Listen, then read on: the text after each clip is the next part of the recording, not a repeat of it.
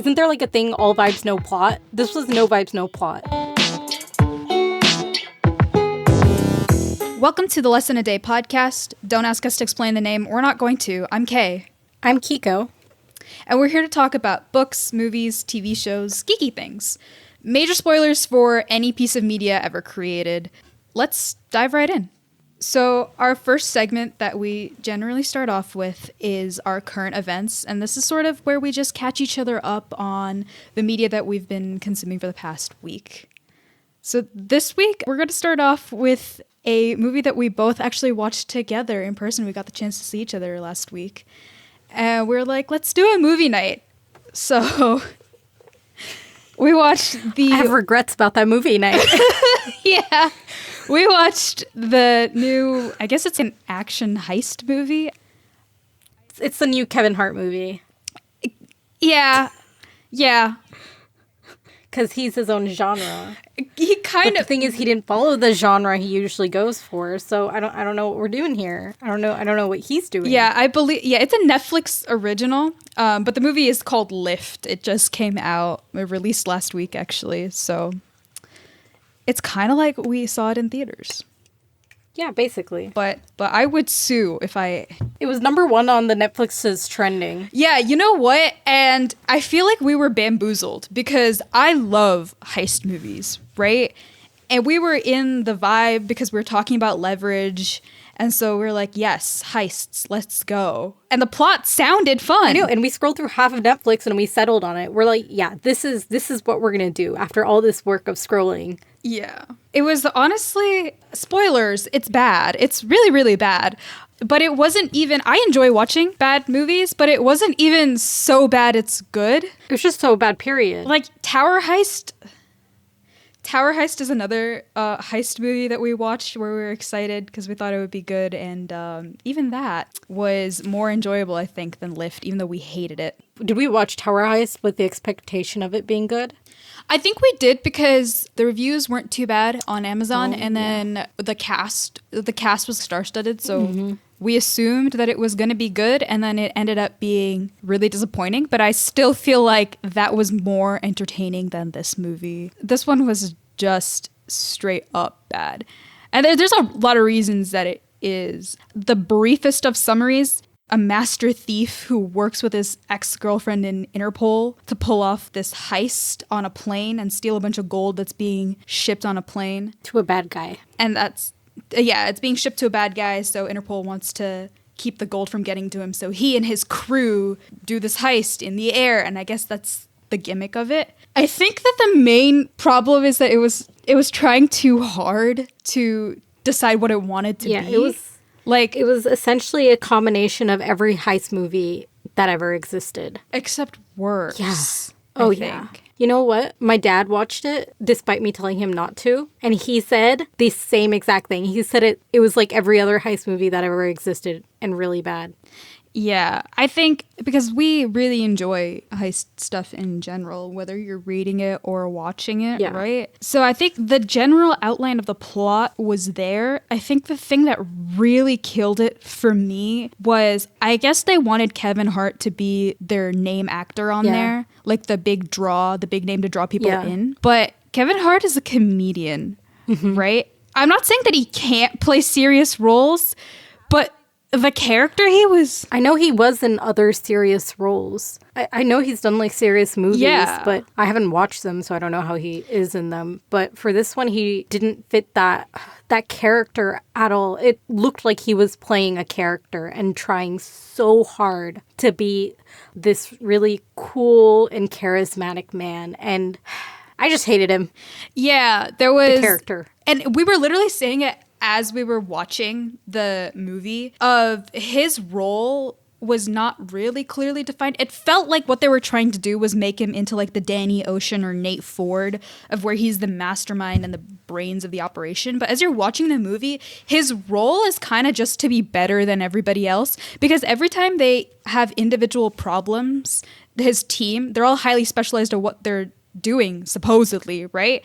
And every time they have problems, he just steps in and answers them. He gives them a solution like they don't know how to solve it without his help, which I thought was really funny. The most useless crew. I know. It's like, if you're spending your whole life to train to be good at this one thing, why are you letting this rando who is not trained in it solve every single issue that pops up? And you know what?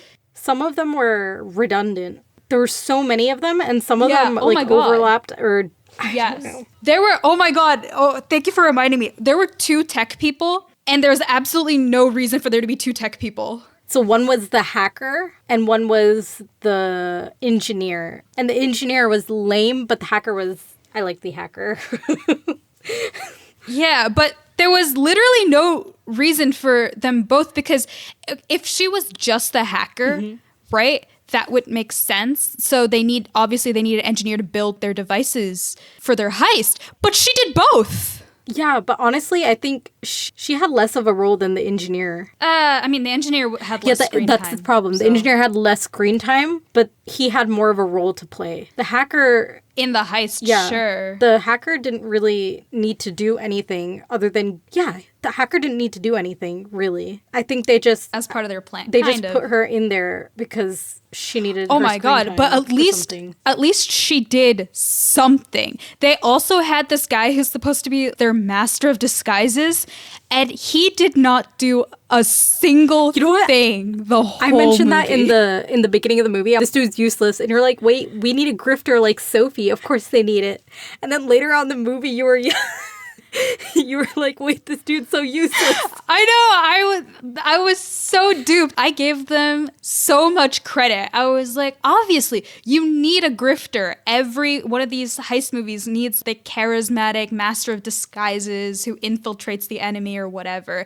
But he did not do anything. He gets caught in the beginning of the movie for their first crime, and then he spends the rest of the movie sitting on the plane. And I swear to God, you could have cut him out and not changed a single thing about the movie. It was so annoying. Thing is, it was so annoying. I just realized they were all grifters. Because remember, in the beginning of the movie, the hacker pretended to be someone else. They all pretended to be someone else. They were all grifters. So, yeah, the grifter was necessary, but he was unnecessary because they're a team of grifters. He didn't do anything. Yeah, he didn't do a single thing. I think he had distracted a flight attendant for 2 minutes or something. Not even 2 minutes, 1 second. But I just don't... Yeah. Oh, you know what he was? He was pretending to be this man with an oxygen tank. And one of the oxygen tanks contained something they needed for a device. Nah, bro. They could have found a different way. He did not need to be there. Half the crew did not need to be there, and none of them had any personalities per se, except for that one guy who was just hyper. He was kind of crazy, kind of fun, but not really. Oh my God, I can't... Oh, he was the safecracker. That's what I was like. I couldn't even remember what he did. But nah, he was not as good as Charlize Theron, so... Basically, the whole movie was Go Girl, Give Me Nothing. Literally. Oh my God, the romance was disgusting. Oh, God. Yeah, the Kevin Hart and whoever... the Interpol agent, they had... The Interpol agent ex-girlfriend. Yeah, they had zero chemistry. Zero chemistry. There's a running joke in the movie that they've known each other for a week, and then they joke that, no, they didn't even know each other for a week. They knew each other for a business week. They only dated each other for 5 days. Yeah, literally. And they make such a big deal. He's like, the worst mistake I ever made in my life was letting you go. I'm like, calm down, please. I mean, 5 days? I don't know. I've read trashy love at first sight stories where I would believe that those characters, knowing each other for less days, care more about each other than these two characters, because it was nothing. It was they felt like brother and sister almost. Yeah, you know what? They didn't even feel like that. They didn't feel close enough for that. They felt like second cousins. Yeah. You see each other at the family reunion every other year. You say hi once and never talk to them again. That's the vibe they had. And you know what? I feel like they really dumbed down that Interpol agent. She could have done more, but I couldn't root for her. Well, no, actually, speaking of irrelevant characters, there was no need for her to go at all, because her whole specialty was that she handled art crimes, right? And these are a group of art thieves. Except they were stealing gold. It had nothing to do with art. None of her skills were helpful in any way. She's a detective. Explain to me how a detective is helping with a heist. In the beginning, they're stealing cryptocurrency, and no, they're stealing NFTs. It's worse. Yeah, this movie was just bad. The villain was interesting, I think, but beyond that, because it was just really funny. I thought a couple of those scenes with the villain were funny, but beyond that, like the heist itself, the logistics of the heist were convoluted and not really interesting. The plot twist, we could see it. I think I told you the second the engineer said he wasn't getting on the plane, I was like, yeah, he's still on their side. He's going to just steal the gold while they're not looking. Yeah, you saw that coming from like a mile away. Yeah, so their plot twist wasn't interesting. Their characters were boring. They had no personality, and half of their skills were irrelevant. And Kevin Hart was actually, I think, the worst part of this whole movie. His character was so insufferable, know-it-all, but not really good at anything, really. I don't know. It was extremely Mary Sue. Yeah, and also, I just want to say, I like the villain. I just realized I liked the villain purely because I liked his house. His house looked really cool. It looked like the manor from the very beginning of Vincenzo when he burns it. Essentially, it gave me new life goals, but... Oh, dude, we didn't even talk about the whole point of Lift. It's called Lift because it takes place on a plane, right? They barely spent any time. I swear they spent like... that's right. 20 minutes on a plane. Oh, No, we actually checked. We were halfway through the movie and they had not gotten on the plane yet. Which, that's only valid if, like, the first heist was interesting to watch, but it was not. It was just Kevin Hart at an auction house. And by the way, the actual heist took place before they boarded the plane. So all they did was have fight scenes on a plane. The heist, there was no heisting going on in the plane. Yeah. Basically, it was 2 hours of my life that I will not get back. It wasn't even, I'm going to be so honest, I liked it. I liked watching it just because we were together, and that's fine, but it wasn't even that fun to roast, I don't think, because we were just like, what the fuck? Like, there was nothing, Isn't there like a thing, all vibes, no plot? This was no vibes, no plot. Yeah. Actually. It was just bad. Don't watch it. That's our takeaway from this. Yeah. Don't watch it. But moving on to things that are actually good that we watched this week. So I started watching The Bear. It was on Hulu. I think it's a Hulu original. And I started watching it because it's famous, I guess. And I have to be honest, I don't fully understand why. And I say that after having binged season 1 in 2 days. And I'm now working through season 2. But I kind of don't know why it is as hugely successful as it is. I think it's a good show. It's interesting. And I like food, so I like all their interesting recipe-themed ideas. I feel like season 2 is more interesting than season 1 because it focuses more on them getting their restaurant set up. And so there's like a goal that they're working towards, and that's always fun to watch. But I'm not gonna lie. I really don't understand why it's become that popular. And also, it's definitely not a comedy. Everyone was like, it's a comedy. It's not. It's a full drama. And also, I think I told you this before, you would not like it. Yeah, I mean, despite the fact that I love chefy stuff and whatever, I don't watch dramas. I don't watch... Wait, that's really hypocritical of me because I was about to say I don't like things with a lot of emotion, but I watch a lot of crime shows. Yeah. But dramas are another genre. They're another type of thing. I don't like that. I love dramas, so I'm into it, and I find it enjoyable just because of that. I like the character development. Every single character has their own motivation, and their relationships with each other are so interesting. I think it's a fun concept, and they're trying to actually show, I think, the real life representation of how restaurants are, which I think is fascinating. I'm actually learning things watching the show about the culinary world, which I think is also really cool. But it's also not so compelling that I can understand why everyone is obsessed with it for a while. Yeah, I feel like it's such a mundane show. I think that's what's confusing you about this being so big. That it's just so mundane, I think maybe? so. It's very emotional, right?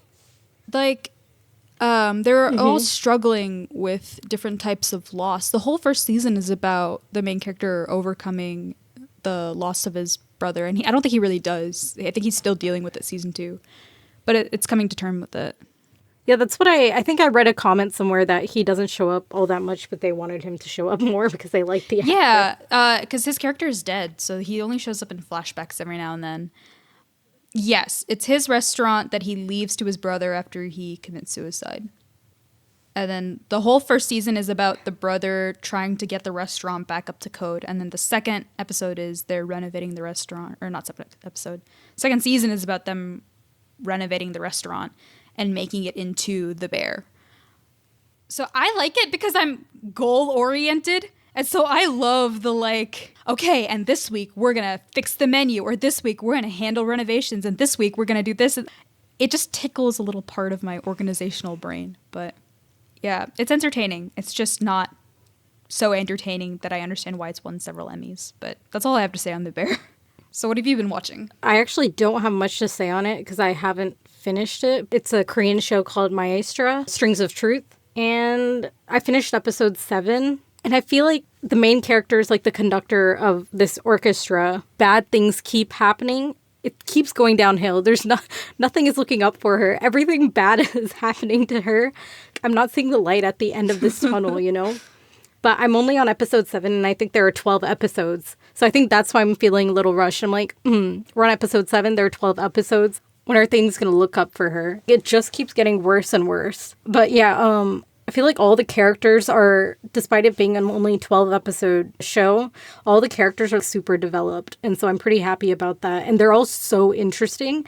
And it's so satisfying. The main character of the show, she does things that are just so satisfying. Usually the main character holds himself back and stuff. She does not do that. During one episode, the orchestra was protesting against her conducting for some reason. And so they lock the doors to that rehearsal room or whatever.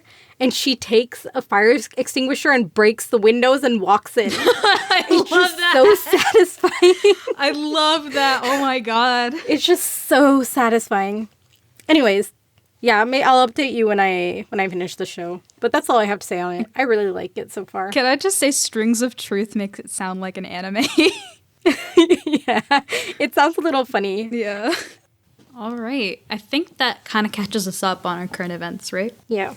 Cool. So I think we can maybe go on to our main topic for today then.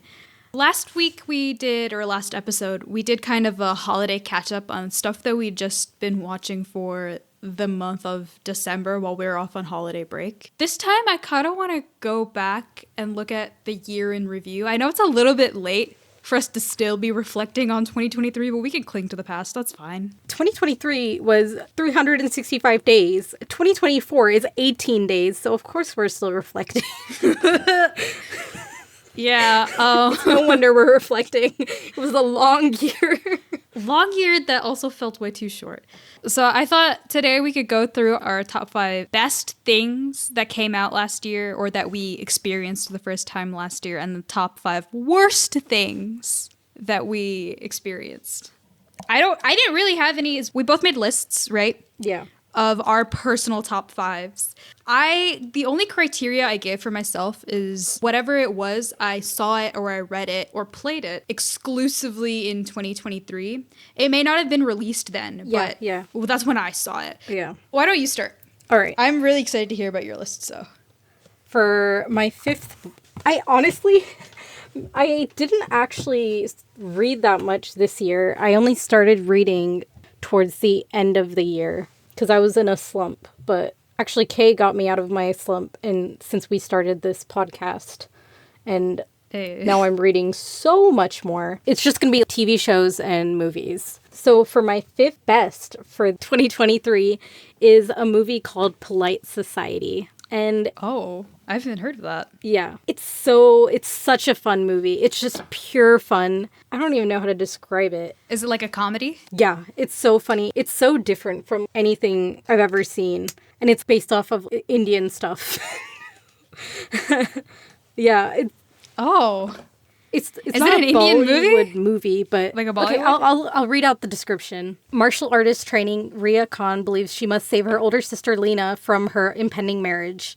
After enlisting the help of her friends, Ria attempts to pull off the most ambitious of all wedding heists in the name of independence and sisterhood. I loved the sisterhood aspect. Well, if it's good, then I'm going to watch it. Yeah, I honestly have more to say on my worst than my best. Uh, Because that's fair. Yeah. It's easy to justify why you like something. It's much harder to justify why you hate something, especially media.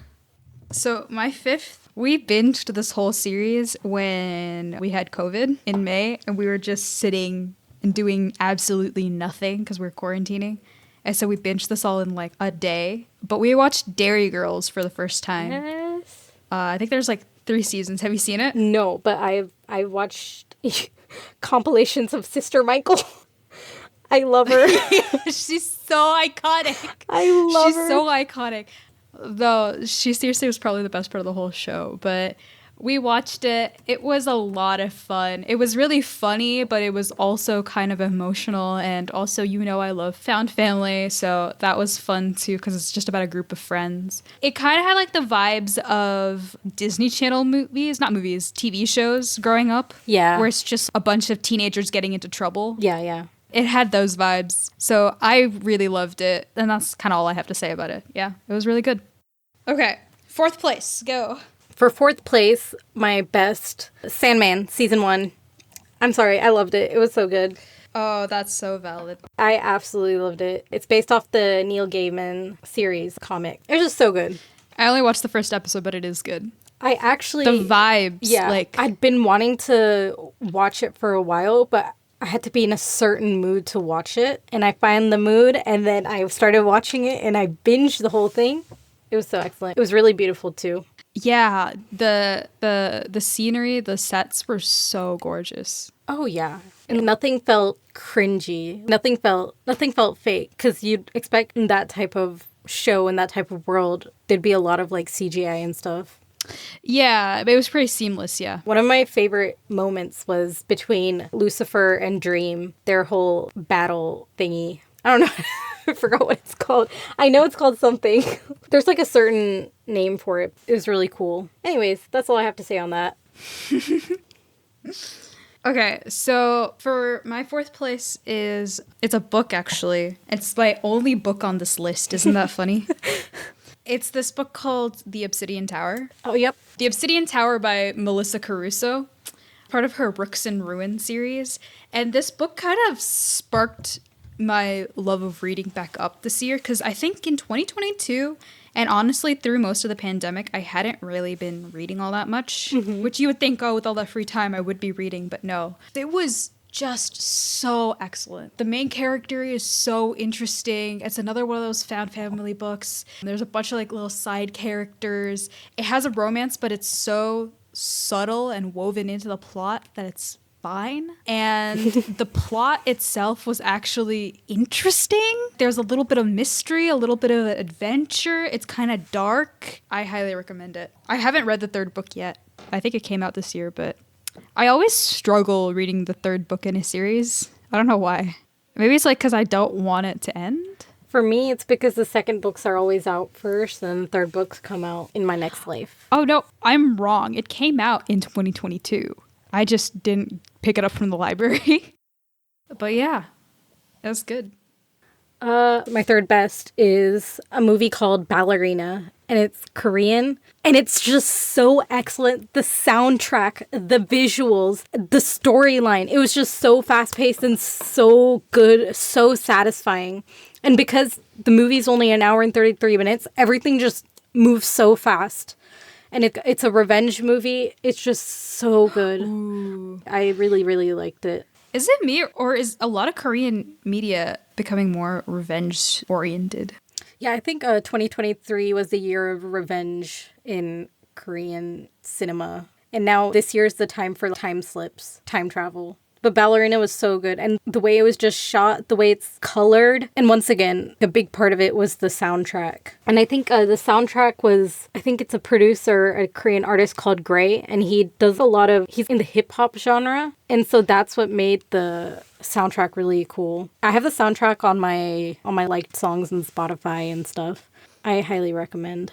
Is it like about a ballerina, or is it one of those where it's just called that for a random reason?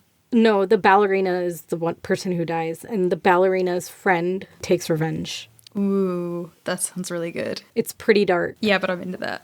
Okay. See, honestly, this is just a great way for me to get some good recommendations, because our taste lines up so good. Yeah, I'm totally reading The Obsidian Tower. It looks really cool. You might end up finishing it before I do. Okay, shall we move on to number 3 for me? Okay. This one felt kind of obligatory, but I had to put it on the list. Legend of Vox Machina Season 2 came out this year. Mm-hmm. I can feel your disappointment. I'm not disappointed. It was expected, you know? It was everything I was expecting except better, because the first season, honestly, it wasn't my favorite, but that's just because I like Season 2. I like the second arc of the campaign much better anyway, because it's all about dragons. Mm-hmm. And that's when they start, all the characters kind of get like cool weapons and become really high level. So I loved it. And I thought that the animation was actually pretty good this season. Like the plot line. I don't know how they managed to cut so many episodes down so effectively, but they did it. They really captured pretty much the main beats of the campaign. Like everything I would have thought was a major highlight of the campaign, they managed to bring it into the animated series pretty well. So someday when you decide to watch it, you'll see what I mean. I will watch it eventually. I'm trying to get through The Mighty Nine. Is that campaign 3? What campaign is that? That's campaign 2. Bell's Hells is 3. Okay, campaign 2. And that's taking a while. Number 2. Okay, so my number 2, I think it would have been number 1 if the show hadn't been canceled. Oh. And it's a Netflix show. Netflix cancels all of its good shows. Number 2 is Altered Carbon. I've heard of that. Yeah, it's so good. It's sci-fi, cyberpunk. It's really, really good. And second season was good too. There's only 2 seasons released. But yeah, I was so upset. Okay, see, that's one of those things where I'd actually want to watch that, but if it's canceled, I don't want to invest my time into it just to be disappointed, you know? But you definitely should, because it looks amazing. Yeah, but do they complete the story in 2 seasons, or is it like one of those things where, well, they left off on kind of a cliffhanger? Because I'll just be forever frustrated. I'm gonna be real. I watched this a while back, but let me see. Episode guide, season 2. Okay, I think I'm fine now. It's not a complete cliffhanger, you know? But yeah. It's relatively resolved. The plot has concluded. There's no loose threads. Because if the plot of that season has been concluded, but there was like obviously some sort of general, you know, that overarching plot line that sort of, I don't know how to explain it. I can't with the loose threads. I'm one of those people who, if there's multiple paths in a video game, I will go back and explore everything. I leave no stone unturned. I have to know. But the cast is so good for this. In both seasons, the same person is played by... So the main character's conscience gets transferred to another body in season 2. So in the first season, he's played by Joel Kinnaman, who's Captain Flag in the Suicide Squad movies. But he's really good in Altered Carbon. He's hot. And you know what? I like in Suicide Squad too, so whatever. Controversial, I don't know. And second season, he's played by Anthony Mackie, who's obviously... Yeah, amazing. So slay. Yeah. And also, I'm pretty sure... I don't know if I'm getting this wrong, but... Oh yeah, maybe I won't say it if I'm getting it wrong. Yeah, I'm not going to say that. Because I don't remember. But yeah, it's really good. Yeah, but I probably won't watch it if it's... But you should definitely watch it. I just don't want to set myself up for disappointment if I really like it and it ends and I'll just be like, but why? But you should most definitely watch it. Yeah, we'll see. Okay, so you're watching it. I'll watch it when you read good. Crescent City. So when I'm dead then? I guess. I guess. We'll beef on that later. We will. Okay, what's your second? This is another obligatory one. My second place is Tears of the Kingdom. It's not technically a book or a movie or a show. Yeah, but I mean, this could be a general best, right? Yeah, but I had to. I would have said Elden Ring because I'm a little late to the game. I only just got a PS5 for Christmas last year. And so I played a lot of Elden Ring this year, but I started it in December. So I didn't want to count it. I'm surprised you didn't say Ragnarok. Because I never played God of War Ragnarok. Your dad did, right? I mean, if I'm being so honest right now, my PS5 is not mine, it's my dad's. I literally haven't played it in 6 months, but he plays it all the time. So, especially since there's a new DLC for God of War. So, did you really get the Christmas present, or did your dad get himself? No, it's his. It's his. We kind of established that it's his. I got a PlayStation gift card recently, and I just literally handed it to him, and I said, "It's yours," because he would get mad every time I would play. He would just get so annoyed. He'd be like, "Give it to me. Give me the controller. It's my turn." So, but that's why I didn't include Elden Ring. But Tears of the Kingdom, Breath of the Wild 2, it is a phenomenal game. The construction aspect of it is so fun. I was kind of disappointed when I heard it was going to be the same map as game 1, but I think they did a lot to make it different. And then they added the sky, and then they added the whole underground area. That being said, I haven't finished the game. Like, I played it nonstop for about 2 months in the summer, and I haven't even beaten the first dungeon. So I haven't played it in 6 months, but you know, those couple of weeks that I did, they were phenomenal. I heard it was so good that I heard it was really hard though, the game. I mean, people said that about the first one too. I feel like I approach the game wrong. Whenever there's an open world game, the first thing I do is I collect everything and I go like grind and level up. So by the time I go to fight like the first boss, I'm way over leveled and the game is too easy for me. And that's kind of what I did with Breath of the Wild too. Like I got the Master Sword before I beat the first Divine Beast. So yeah, that's where I'm stuck in The Witcher Wild Hunt. I cannot stand the 15 billion question marks on the map.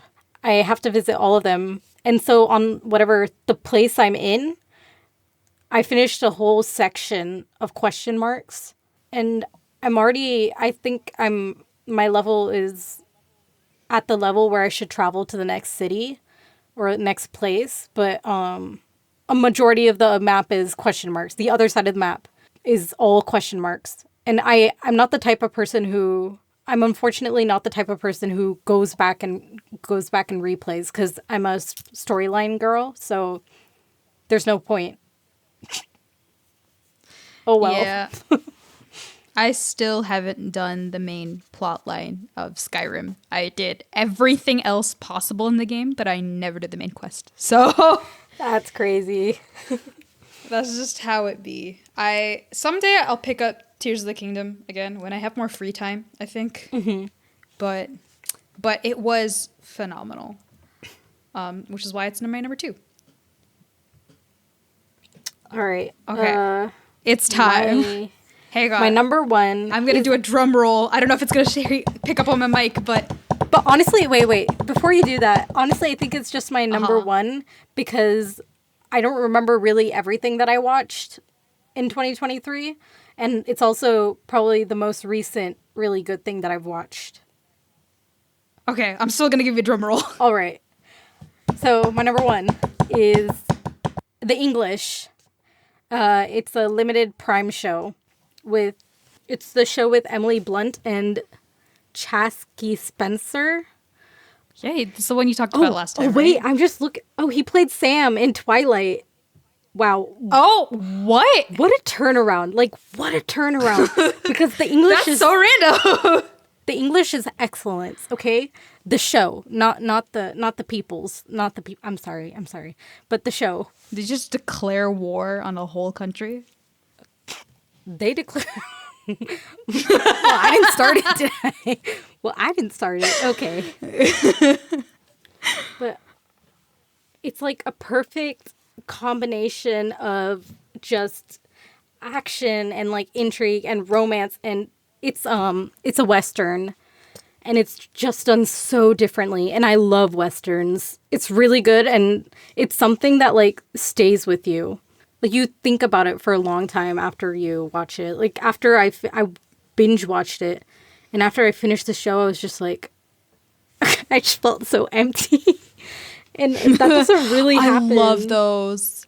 I love those. I mean, and it's only 6 episodes. Like, how does the 6th episode do that? Is it like long episodes though? Is it like an hour per?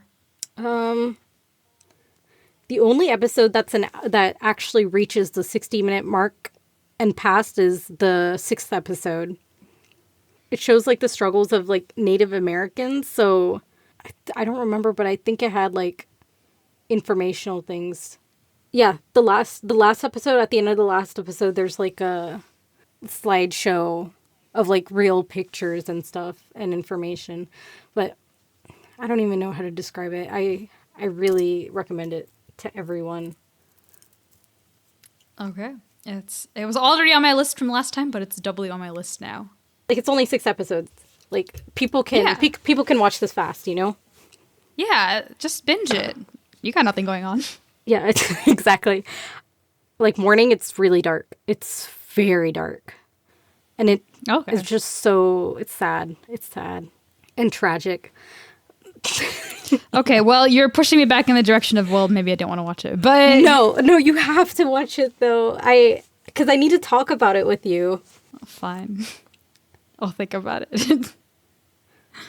But if it makes me cry, we will have beef. You're going to cry. Okay, well, get ready for some beef then. Because I almost cried. Oh, can you imagine? If I almost cried? Yeah. Man, I cry so much. So it's fine. All right. So my number one, you might agree with this one actually. My favorite thing that I saw last year was The Glory. Yeah. Because that was just so good, dude. We watched the whole thing in one night. It was so good. Mm-hmm. Like, it follows that, like, revenge story theme. Yeah. Like we were saying that Korean media has been leaning towards, but it's so dark and all the characters are so interesting and it's so full of suspense. I loved it. Yeah. Like, I think the only thing is that I feel like the romance was a little bit unnecessary and kind of weird, but... It wasn't... Actually, I think I appreciated it because the story was just so dark that romance added, like, that, shot of light that I needed. It was a little pick-me-up. That's and then fair. It was you dove right back into the dark stuff. Yeah. But it did give you, I think, a decent reprieve. But... Yeah, but the love interest... His role was pretty... I think it was pretty unnecessary. It could have been anyone else. Yeah. It could have, but even then, it was just so good. Mm-hmm. I like the romance still. Yeah. It definitely was not like the defining feature of that show. Yeah, but yeah. It was just so much more than that. Yeah.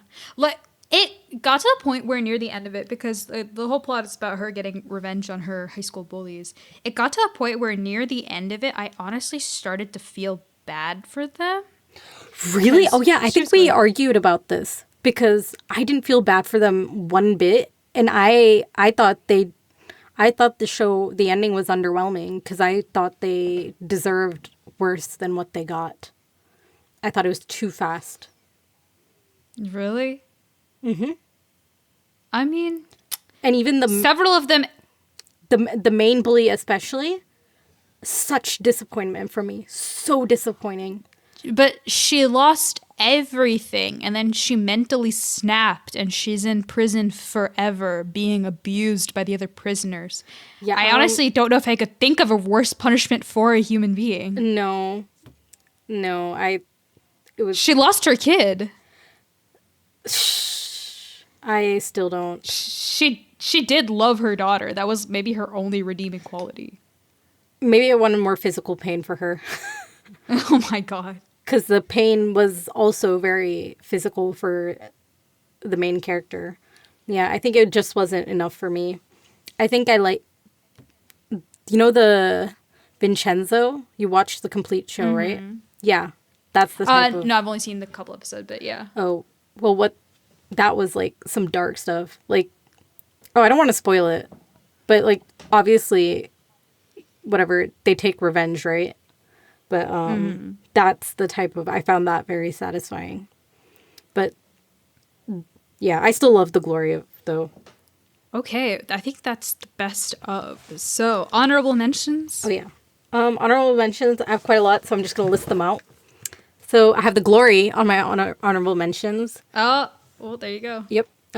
Queenmaker, that's a Korean show. It's political. Oh, you would like it, since you like political stuff. It's on my list. A show called Decoy, also Korean. Extraction 2, the one with Chris Hemsworth. And obviously, my franchises, Fast X. So what if the movie wasn't as great as I was expecting? It's still a Fast and Furious movie, and Jason Momoa was really great in it. So what can I disagree. I disagree. You're false. Anyways, John Wick 4, I liked it. There's a movie called The Gentleman, directed by Guy Ritchie, that I really liked. And last but not least, The Great British Bake Off. Enough said. Wow. Fair enough. For my honorable mentions, I actually didn't have that many. The live action One Piece was great. Oh, I forgot to mention that. I'm so dumb. That's also my honorable mentions. I also liked Queen Charlotte a lot because it made me cry. It was good. And then I have this book called Book of Night, which I definitely want to talk about at some point because it's another one of those books along with Obsidian Tower. Oh yeah, it's the Holly something, right? Holly Black. Yeah. Holly Black, yeah.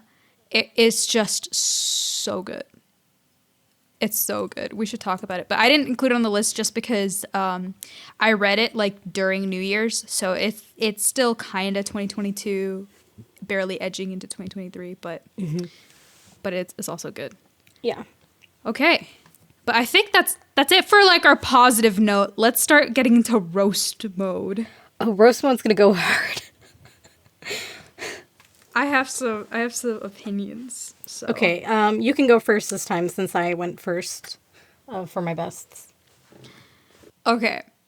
So for my worst of 2023, at number 5, and I don't necessarily feel that strongly about this one. This list was a lot harder for me to come up with because if I don't like something, I just don't finish it. And most times when I do like DNF something, I kind of have a sense like as soon as I pick it up, like, oh, this isn't for me. Yeah. So I don't really have a lot of valid opinions. Yeah, honestly, wait, I mean, it's personal opinions, so it's fine. Yeah. It's fine. Personal opinions are valid opinions. Personal opinions are fact, obviously. Oh, yeah. Policymakers. But so in my 5th place is Ginny and Georgia. We watched I think we watched like a full season of this. And like we were halfway through season 2 when I finally gave up. And it wasn't that it was a bad show necessarily because there were interesting parts, but Ginny was just unbearable. Yeah, that's what I heard. That was the main like gripe I heard. Which, I mean, it's so fair. She's a kid. I think she's like 15 or something. Like, it's okay. I get it. I heard she's like the most obnoxious kid on earth or something. Yeah, she's pretty obnoxious. She's so mean to her mom. Yeah. Which I guess is like underlying jealousy or something. I don't know. Isn't like the thing her mom's done like so much to sacrifice for her and like... Yeah, I think if the show focused more on her mom, it would be more interesting to me. It also, like, the vibes of it were just, like, a little bit uncomfortable to me. It was kind of giving Pretty Little Liars, but not as ridiculous. Yeah, it didn't hit the edge. Like, you're supposed to, like, tumble overboard, and so it didn't hit what you needed it to do. Yeah. Yeah. I don't think it was a bad show. I just didn't like it all that much. So that's why it's my number 5. All right. Oh, wow. My number 5 has a pretty long explanation. I've written explanations down for my worst. So my number 5 is Don't Look Up. Oh. Yeah. Wasn't that like super popular? Yeah, this is my most controversial one, I believe. So let me start. Okay. So I wrote... Cancel yourself, please. Yeah, I will. It dragged for me and I didn't really find it fun to watch. I really only cared about and felt for Jennifer Lawrence's character. Also, I hated her hair. Why did they choose microbangs? I hate microbangs on everyone. No, they're crime. They're a crime. It was just really bad. At the end of the movie, spoilers, obviously. At the end of the movie, the comet does hit Earth, and pretty much everyone, including the characters we're supposed to care about, dies. But I didn't really feel sad about it, since I really only cared for J-Law's character. And she died too. The bad/selfish president, who's played by Meryl Streep, and a bunch of other rich people survive by going in a spacecraft on another planet, and they land like 20,000 years later. Wait, that's so cliche. Yeah, but she actually immediately dies on that planet by like a bird dinosaur thing. I don't know. Nice. One of the creatures on that planet. Also, her son, who also sucks, and everything's kind of his fault, survives the impact on Earth somehow. Everything that J-Laws and the other characters did in that movie feels hopeless. It feels pointless almost, but maybe that's the point of the movie, because maybe it's supposed to say, like, no matter what we do, no one's going to listen, and only the rich are going to survive, and it's going to happen anyways. But, in general, I felt the movie was very overhyped, mostly because of the cast. Just to list, it had Leonardo DiCaprio, Jennifer Lawrence, Kate Blanchett, Tyler Perry, Timothée Chalamet, Melanie Linsky, Ariana Grande, and Kid Cudi.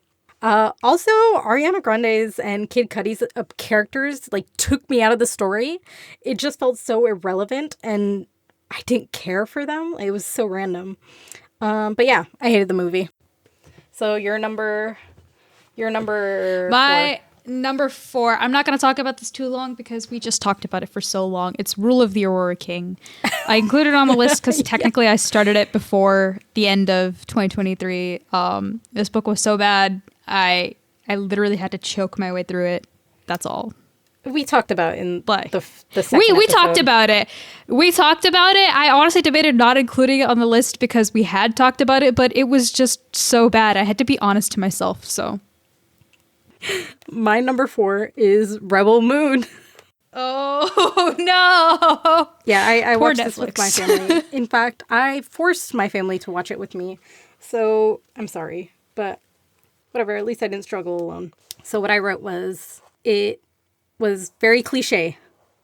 I really wanted to like this, but it was so predictable. And man, I wish my brother was here because he had a lot of the same things to say about this movie that I did. It it reminded me of a Lift in that it combined all the elements of sci-fi movies, and it felt incomplete and rushed, which was a shame because the cast is pretty awesome. Really awesome. It has a pretty stellar cast. I'll probably still watch the second movie though when it comes out. Because why not? Bruh. I would actually struggle through that. That's all I have to say.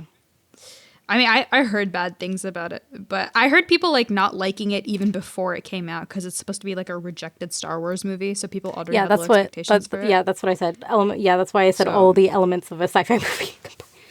It had such a good cast, Dude, Anthony Hopkins was in it, okay? So, what are we... Anyways, that was my number 4. Okay, so let's move on to number 3. All right. My number 3 is there because it was just truly a letdown, and it's See You in My 19th Life. I loved the webtoon, See You in My 19th Life. It's so funny. It's very emotional. I teared up a couple times reading it. The relationship dynamic between the male lead and the female lead is so cute. It was great. The show started off great. That's how they reel you in. That's how they lied to you. The first half of it follows the plot of the webtoon almost exactly with very minor edits. And then by the second half, I don't know what they were thinking. Maybe they were thinking that they didn't want to follow the plot of the webtoon, so they just wanted to do something unique, which was a bad choice. I hate it when people take the source material and are we're going to fix this, right? Or we're going to put our own spin on it. Don't. I like the source material because it's good. I don't want to hear about your new ideas. Just show me a 1-to-1 translation. The ending was so bad. It was honestly, I got up and I left. My family watched it all together and they were watching the last episode. I'm just like, I'm leaving. I can't. I'm so frustrated. Because, I don't know. Dude, have you finished the whole show, by the way? Or did you DNF it? Yeah, I did. Okay. No. I think we talked about this too. I don't think we talked about a recording, but... yeah, I don't know if we talked about it on recording, but we've definitely talked about it. Yeah, the trope of somebody losing their memories and then falling for the same person, or like somebody giving up their memories and having it be like, oh, well, they survived. They're the same person. It's like, no, they're not. Yeah. Your memories are who you are. Like, most of who we are is experience. It's just, like, I could get to the biology of it, but I don't want to. Like, her giving up her memories and then him going to seduce her is like, that is not the person you fell in love with. This is a brand new person. The things that made her who she was are now gone. This is not a happy ending. You killed the female lead. For what? I don't know. It made me mad. I would agree. I didn't like it at all. And that's not even, and I didn't even read the webtoon. So I agree. My number 3 is Ghosted. It stars Ana de Armas and Chris Evans. You think, wow, stellar cast, right? No. Once again, we have a cliche story done in a very, very bad way. I don't really have much to say on it. It was underwhelming, and I really only watch it for Ana de Armas. And that's that. Okay, are we on to number 2? Yes. Okay. My number 2 is another one that I'm not going to talk too much about because we're going to talk about it later. Crescent City, Book 2. This book was a extreme disappointment. Just truly a disappointment. Because I read it after having mixed feelings about the first one, but feeling like it got to a really good place. And I was excited for this one. And I was honestly, it was very, very slow, right? Which was kind of how the first book was. And then when it got to the end, the plot started picking up. And the plot actually did something so interesting and unexpected for SJM, because I feel like all her books are pretty much exactly the same. And I was so excited. Mm-hmm. And then in like the last 2 chapters may have been the worst chapters of anything I've ever read. I was like, what the fuck is this? Why does this read like fan fiction, but bad? There's better fan fiction. I will definitely talk about this at some point when we do our SJM episode and debrief. But it was truly another disappointment. That's why I didn't read it. Yeah. I don't really like setting myself for disappointment, except for Rebel Moon. All right.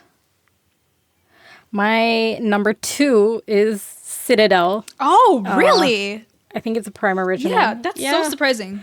And it has my girl Priyanka Chopra in it. Like, come on. Like, that's so annoying that I didn't like it. But it was so bad. It was so cliche. It was so cliche and so cringy. The plot wasn't plotting. I feel like it needed more episodes, not because I wanted more of it, but because I felt like they rushed through a lot of the character storylines / pasts. I felt like they weren't given enough episodes. I mean, we were waiting to watch that. I just think it was so incredibly bad. I might still watch it. I actually DNF'd it. Oh. I DNF'd it in the 4th or 5th episode and picked it up a while later just to finish it because I had like 2 episodes left. But it was really bad. Like, I didn't really understand Stanley Tucci's character. Like, what was he? Who knows? But I mean, I know what he was, but like, what was he? Yeah. Also, Richard Madden's character, the jaw clenching thing needed to stop. It really needed to stop. That's so funny. Well, I guess I won't try. I guess it was bad. I don't know if people agree with me. I think they do. I believe that it was because we saw a trailer for it a very long time ago. We were gonna watch it because I think season 2 just came out. or is coming out? No, it's not. It's not out yet, but it's definitely it ends on like a cliffhanger. So I'm debating whether or not to watch it, but I don't want to put myself through. Honestly, that again. it's got a 51%, which is higher than I expected. And yeah, I don't want to talk about it. I just don't. But why? Why did people like this? Well, it's I don't think it's like loved. I think it's like maybe extremely mediocre. Like it doesn't even do well in its mediocrity. Like I mean, what are we doing here? here? Google puts it at 3.4, so yeah. It's just perfectly average. Yeah, I guess that's all I'm going to say. Yeah. Oh, dude. Now I know why I recognized one of the actors. Why? The person who played Ashley Cummings. She was in Miss Fisher's Murder. Yes. She's Dot. Yeah. Oh my gosh. I knew I recognized her. Well, I want to rewatch that. That show is so good. I want to rewatch it. That show is just amazing. Okay, so what was your number one? I'll drum roll. Okay, this may not be very surprising to you, but my number one is Discovery of Witches. This might be my number one of all time, actually. I can't. That's actually extremely surprising to me. Why? Oh, the show or the book? The book. The show was okay. Never mind. Not surprised. The show wasn't good either. It just wasn't like the worst thing I've ever seen. Yeah, but the thing is, we started it together and we couldn't finish it because it wasn't available. But we didn't hate it. We surprisingly didn't hate it. Well, that was the thing. Like we didn't really like it, but we didn't hate it. And I think we had like fun kind of roasting it, so it was fine. And the plot was like more interesting than the book, but the book might be maybe one of the worst books I've ever read because it's just everything you could do badly about a book, it does. It's just, oh my God. It's so much of the main characters just going to restaurants, drinking tea, drinking wine, trying food. There's several chapters of them going to yoga class multiple times. Oh God, no. And you would think, what? That's so weird. And you would think like, oh, well, if they're spending so much time like developing their relationship, I guess that means like the main characters have like good chemistry and it's like a cute romance. Nah, it's your very typical alpha male vampire relationship where she finds out that he's super strong and what he says, that's straight up a line and there's like what he says goes. You know, I don't like that you said alpha male. Like when you said that, I oofed. No, I oofed out. They call him that in the book. I'm not kidding. Oh, the way I would just throw that. That was what did it for me because people love Discovery of Witches. I picked it up because it was an urban fantasy, and when it started off on like an interesting note of urban fantasy, and like there's this cool sci-fi element running through it that I kind of love. Because it kind of connects to some of the research that I do, and I was like, oh my God, this is perfect. And then it was just chapter after chapter of wine tasting. I was like, why? And I stuck it through, but once she started when she was like, oh, he's the alpha male, and he gets to make the decisions, I was like, yeah. Even if he has an arc and becomes less terrible, he's giving me major Edward Cullen vibes anyway, breaking into her house. I just don't like him. They don't have chemistry. And if I have to read about the flavors of tea one more time, I'm going to scream. So this may have been maybe the worst book I've ever read. It's just terrible. It might be actually the first book I've DNF'd too. So, because I usually stick it out to the end, but I literally couldn't. I couldn't sit through it. Yeah. So yeah, that's my number one. All right. My number one. Drum roll. I don't even know if the mic is picking this up, but. Thank you. No, I can hear it. It's Tower Heist. Oh my God, no! The movie. Why? Oh, God. That's so sad. I agree with you though. If I was a super soldier and I was in Hydra, on my trigger list of words, Tower Heist would be on there. You know? And if I were the Hulk is always angry, right? No. I would have a trigger and that would be Tower Heist. It's just so bad. I hate it so much. I don't really want to talk about it anymore, and I've been talking about it for 2 seconds. But was it better than Lift, though? No. Really? That's surprising. I thought Lift was way worse. I don't think Tower Heist was good. It was so boring. But the plot picked up near the end. No, I think maybe just Tower Heist traumatized me. Yeah, because we were expecting a good movie, so. No, because I didn't feel a strong sense of hate towards Lift.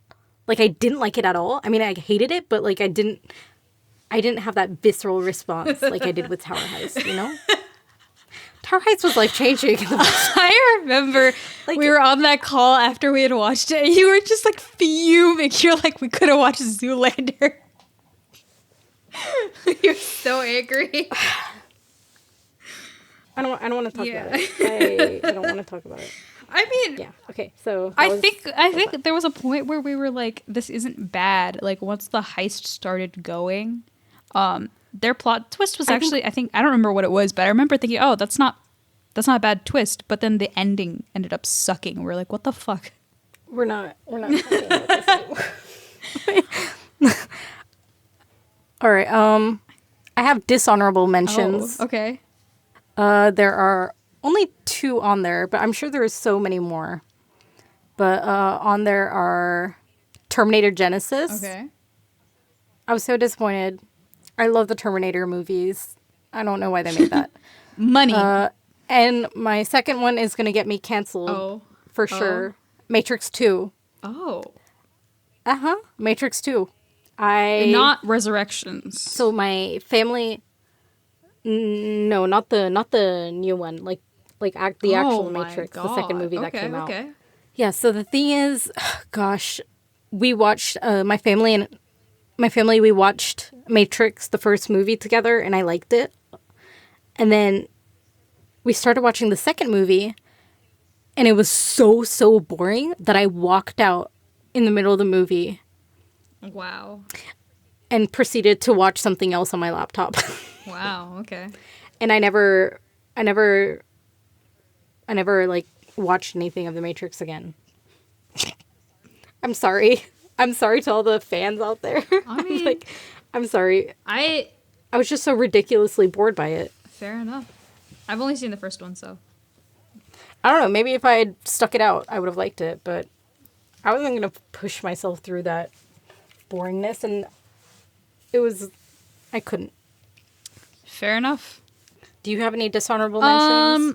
So I have a couple. But I didn't include them on the list not because they were bad, but I had a fun time watching it. Like I said, I like bad movies, especially when you watch them with the right people. Especially me and Ani, we absolutely adore watching bad movies together because we'll roast the hell out of it.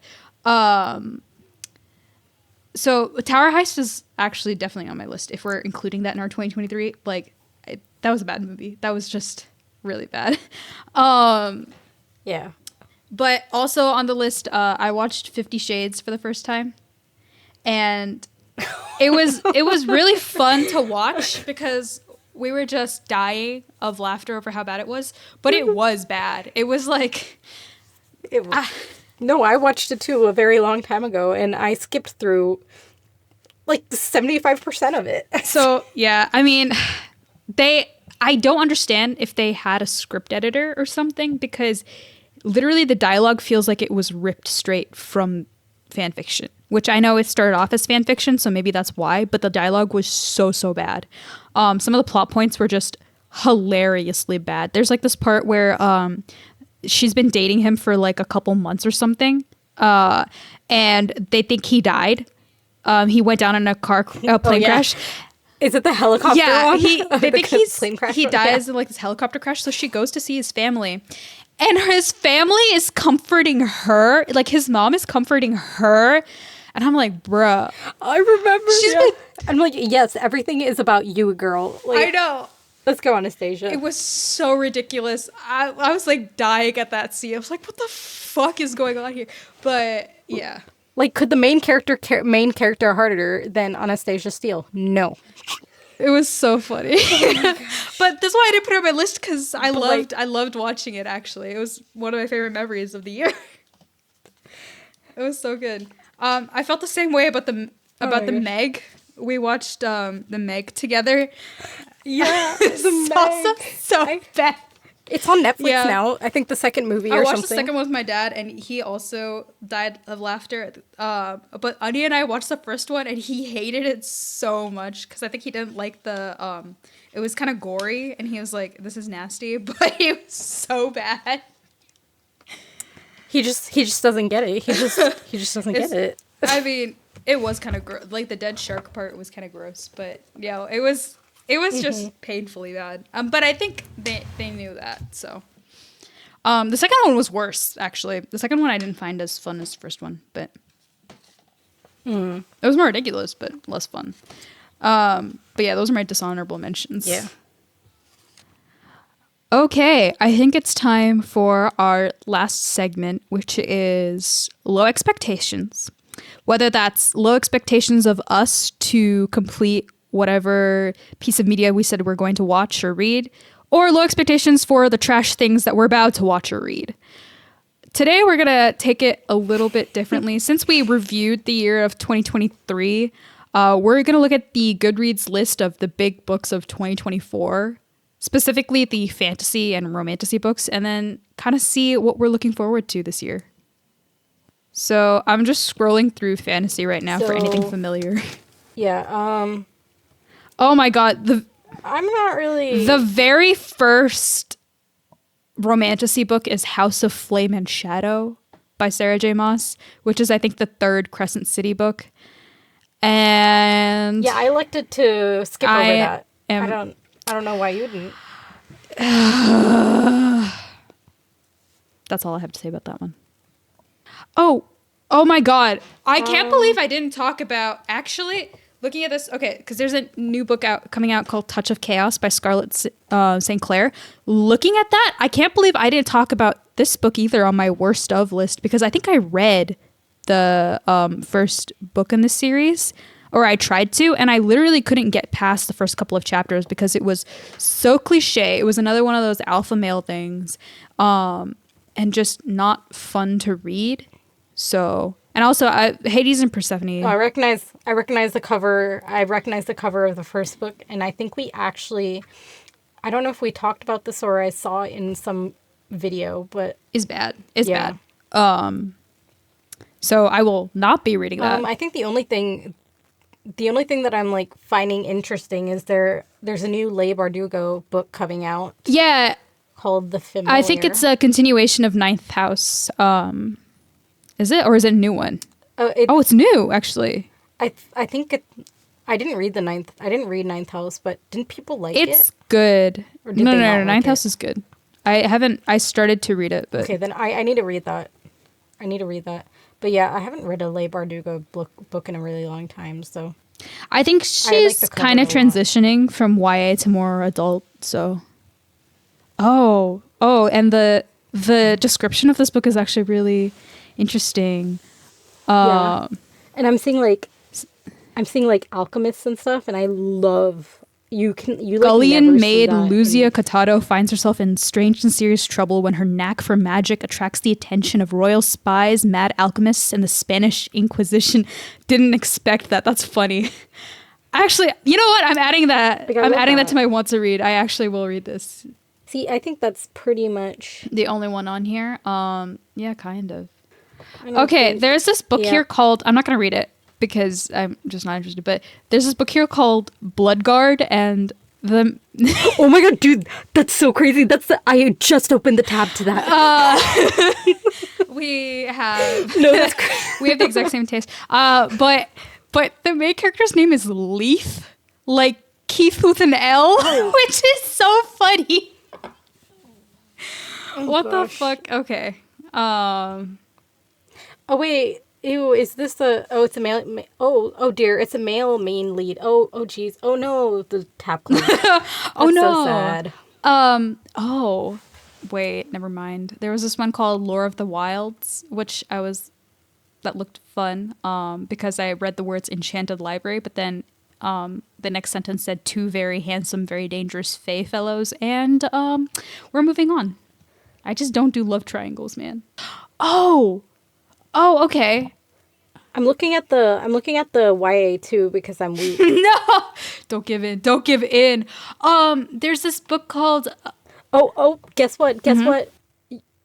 I'm happy for you I'm happy for you. Why? Your favorite series, the Inheritance Game Saga, is getting a reboot with this new installment. What is the Inheritance Game? Mm-hmm. What is Inheritance Game?